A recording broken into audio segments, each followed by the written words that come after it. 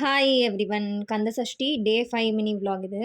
So அன்னைக்கு முன்னாடி நாள் சோஃபா தேடிட்டு இருந்தோம்னு சொல்லியிருப்பேன்.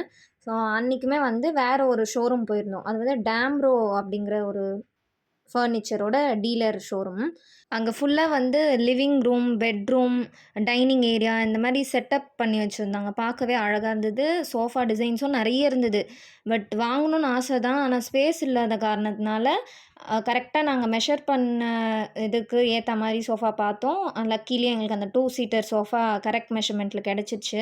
வுட்டு பக்கம் கண் வச்சு கூட பார்க்கக்கூடாது. வீட்ல டெர்மைட் ப்ராப்ளம்லாம் இருந்ததுனால, வுட்டு மேல இருந்த ஆசையே போயிருச்சு. எதுவுமே வுட்ல வாங்கக்கூடாது அப்படின்னு டிசைட் பண்ணிட்டோம் அதுக்கப்புறம். அண்டு வீட்டுக்கு வரம்போது ஃப்ரெண்டு கால் பண்ணியிருந்தா. "உங்க ஏரியாவுக்கு வந்திருக்கேன் ஒரு ஃபங்ஷனுக்கு. சரி மீட் பண்ணலாம்" அப்படின்னு சொல்லிட்டு. அப்புறமா அவங்க பேரண்ட்ஸ் கூடலாம் கொஞ்ச நேரம் அவ டைம் ஸ்பெண்ட் பண்ணிட்டு கிளம்பிட்டா. அதுக்கப்புறமா நானும் என்னோட ஃப்ரெண்ட் இந்துவும் கோவிலுக்கு போயிருந்தோம். ஏன்னா லாஸ்ட் கந்த சஷ்டி அப்பவுமே நாங்க 2 பேரும் ஒரு சிவன் கோயில் போயிருந்தோம். அங்க போணும் போல தோணுச்சு.